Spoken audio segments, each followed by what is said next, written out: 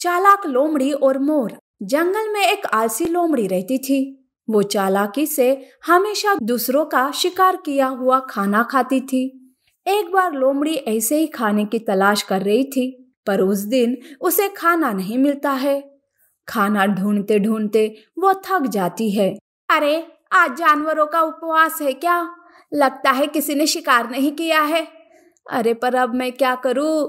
मेरे पेट में तो कौवे चिल्ला रहे हैं। लोमड़ी खाने की तलाश में आगे बढ़ती है। तभी उसे मोरनी का बच्चा दिखाई देता है। बच्चे को देखकर लोमड़ी के मुंह में पानी आता है। अरे वाह, मोरनी का बच्चा, और वो भी अकेला। सुना है ये बड़े स्वादिष्ट होते हैं। इन्हें खाकर तो मन तृप्त हो जाएगा। अरे अरे, पर मुझे तो शिकार ही करना नहीं आता। अब क्या करूं? लोमड़ी आलसी थी, उसे तो शिकार करना भी नहीं आता था। तब लोमड़ी चालाकी से बच्चे के पास दबे पांव जाने लगती है। लोमड़ी को ऐसा आते देख मोरनी देख लेती है और वो मन ही मन सोचती है, तो ये लोमड़ी मेरे बच्चे को खाना चाहती है, पर इस आलसी लोमड़ी को मैं अभी सबक सिखाती हूँ। लोमड़ी बच्चे के पास पहुंच ही गई थी कि तभी अचानक मोरनी सामने आती है और कहती है, रुक जा लोमड़ी, मेरे बच्चे की तरफ नजर मत डालना। चल भाग जा यहाँ से।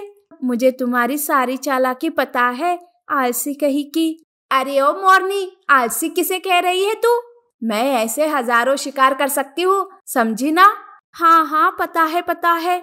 एक शिकार तो तुझसे करना नहीं होता है। हमेशा दूसरों का बचा हुआ शिकार खाती रहती है तू, और मुझे सिखा रही है यहाँ पे। चल भाग जा यहाँ से। लोमड़ी को मोरनी की बातों से बहुत ही गुस्सा आता है। तब वो मन ही मन सोचती है, अरे इस मोरनी ने तो मेरी नाक ही कटा दी। अब ऐसा कुछ करती हूँ कि ये खुद होकर अपना बच्चा मेरे हवाले करे। लोमड़ी मन ही मन एक प्लान बनाती है और मोरनी से कहती है, देख मोरनी, अगर मैंने शिकार करके दिखाया तो तुझे खुद होकर तुम्हारे बच्चे को मेरे हवाले करना होगा। मोरनी को लोमड़ी की असलियत पता थी।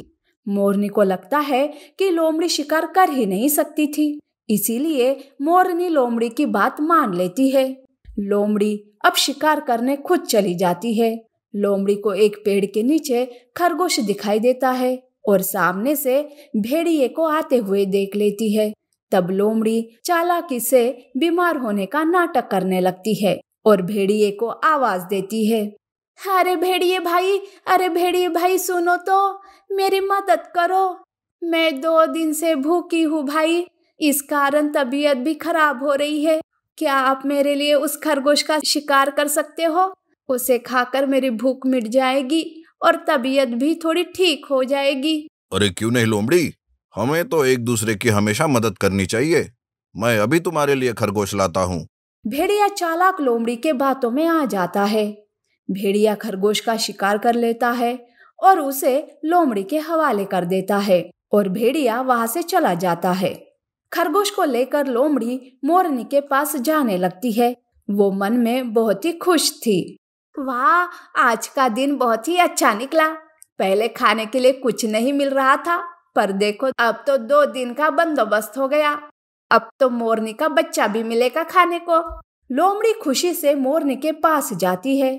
मोरनी लोमड़ी को खरगोश के साथ देखकर चिंतित हो जाती है। उसे समझ नहीं आता कि आखिरकार लोमड़ी ने शिकार कैसे किया। तभी मोरनी को पीछे से भेड़िया आते हुए दिखाई देता है।